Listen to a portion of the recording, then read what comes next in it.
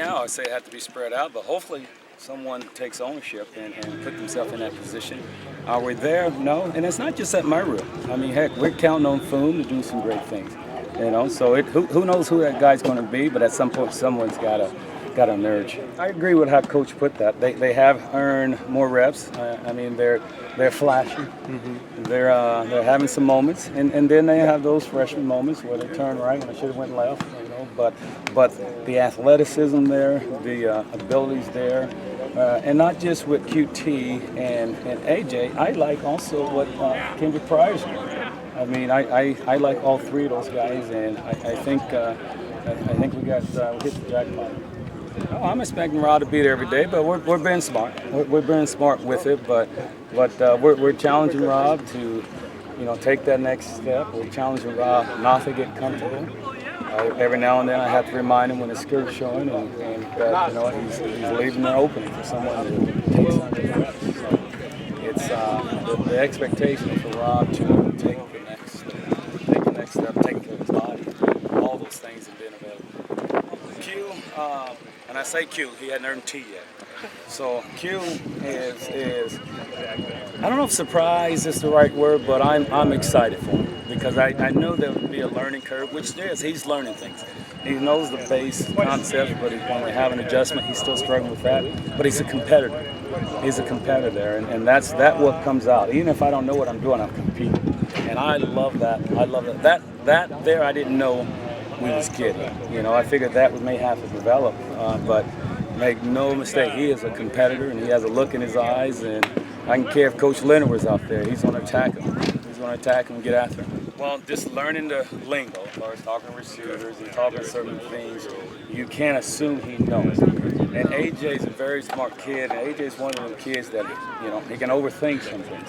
And I just tell him, stop being smart for a moment. Don't overanalyze it, and just teach it to him. So, the way our meeting room is positioned, I can see AJ, I can see his eyes, and I can tell when that wheel's spinning. AJ, you got a question? Oh, yes, I do. So he's not afraid to ask questions, and I just got to explain it to him. He's a visual guy, and he just needs to see it. Once he sees it, he's got it. You have to take it year to year. Obviously, the standard is high around here with what they've done the last few years, the numbers they've put up. A lot of it's same guys, right?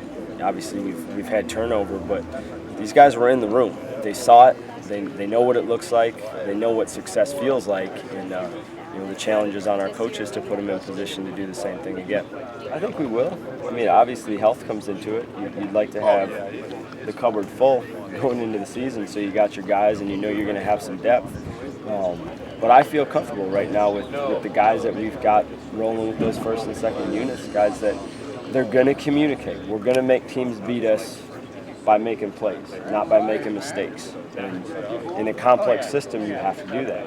In order to do all the stuff up front and change coverages, you have to be able to communicate.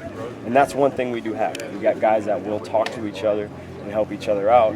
And then when it gets to that point, it's just the ability. Go make plays. Do you have the right guys, or do you need to find different schemes to help them out? I mean, that's the tough thing about practice is you're going to get them, right? Game situations, things change. You come out here and you get a period where there's 10 deep balls thrown. You don't go many games where it's just deep balls. So, you learn. That's a daily process because every single time you get in that situation, maybe you're in a little bit different position. It's all different. That's why it's really easy to cover those from sitting in the stands, those 80,000 people, and yet every single game you turn on, some guys make plays, some guys don't. Extremely difficult skill to learn, and you focus on it every single day. It's just like tackling. You do it every single day to try to expose them to as many situations as possible, so when they get in those, they know how to finish. Well, I guess you look at that two ways, right? Sometimes a guy separates himself because the other guy can't stay with him. And those guys are working, man. And they both they're fun to watch compete.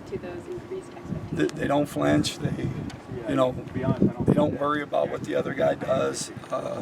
They're pushing each other in different ways. But the separation hasn't been because somebody has faltered, which is good. I like the whole part of it. So I think they'll continue to grind here. And I think it's good for this team. There's a lot of positions where guys are working for playing time and working for roles. And, it's good. Competition this is good for this program. Done a really good job, man. Like David is a talented kid, and you know, a lot of people had asked in the spring, like or late in the summer, like why the move, and you could just tell like where his body was going. And you know, we talked a lot as a staff. Like he might go out there and play tight end for us, you know, in a bunch of games. You know, and if we need him to play tackle, feel like he can play tackle and do a great job there. You know, like he's learning it. The learning curve's big, so he's fighting to kind of catch up. But I think he's an accountable kid. He works his tail off, and he's going to have a role on this team. But it's going to probably be multiple this year. You know, hopefully that'll be the case, and we'll be healthy in the line. But I think his future is going to be a tackle, and I think he's got a chance to be really good there.